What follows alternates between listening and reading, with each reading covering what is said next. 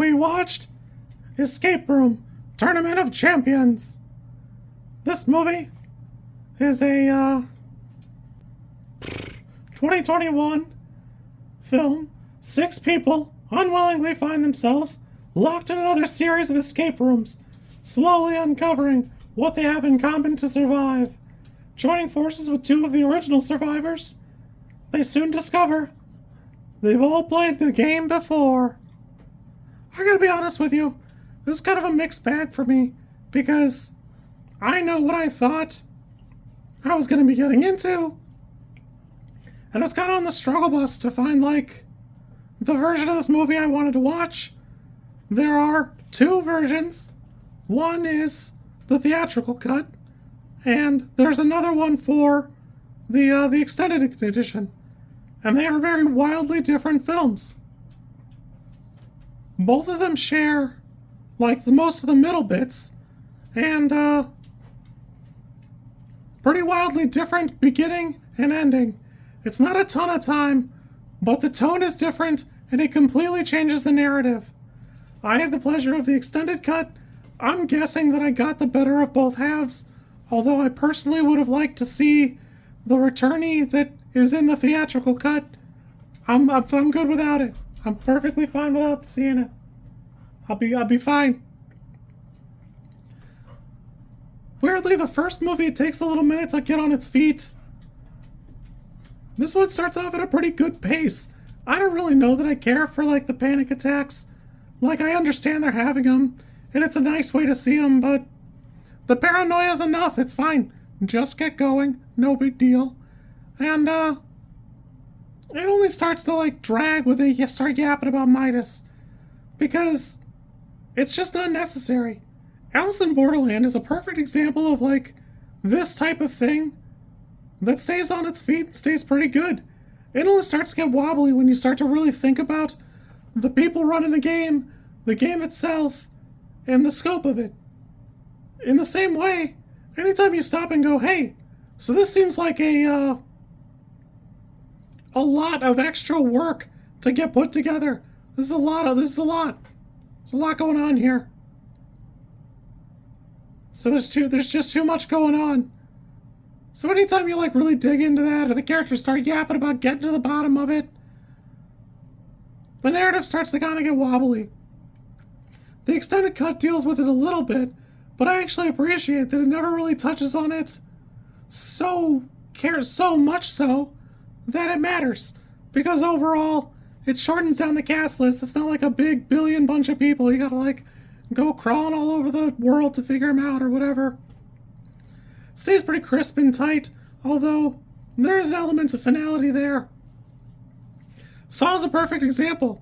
Last month, I think I talked about Spiral.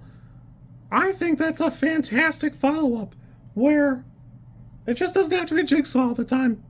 Sometimes it's not going to be Jigsaw's perfect plan to get this one bozo in this one trap, and hopefully there's enough of you bozos to figure out the next couple of traps.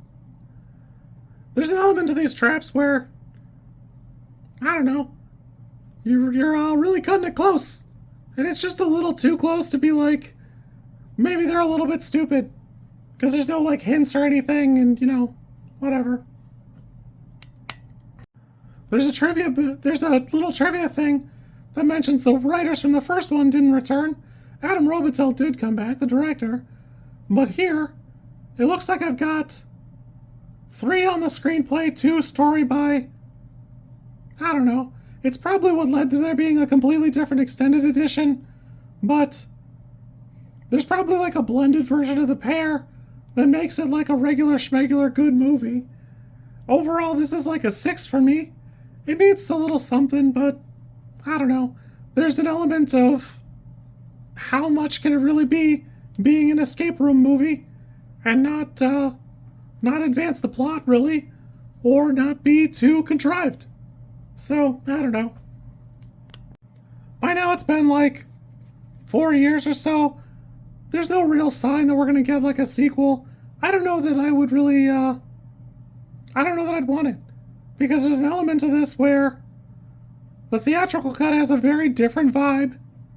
And, The extended cut changes things a little bit, but I wish was a little bit more ambiguous, I guess.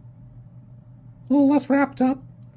A little more like opening up the world. Also, the balls of this guy to have this in his basement. What are you doing? You know better than that. You should know damn well better. It's an escape room. What are you doing? What's your plan? Overall, I don't know. The writing's a little all over the place a couple of times. The rooms themselves are fun enough, but I don't know. It's all the worst parts of an escape room in a lot of ways, but I just don't know how much better it could be. Overall, the intensity stayed pretty good. I had a pretty decent time this time around. I'd give this one a 6. I could see a 5. I could see the other one as a 4 or 5, but it's not the worst thing. I had a pretty fun time. You kids be good. If you like this content, I'm supposed to ask you to like, comment, and subscribe. I think like is here, and comment is probably down there, and subscribe over there somewhere too. I think.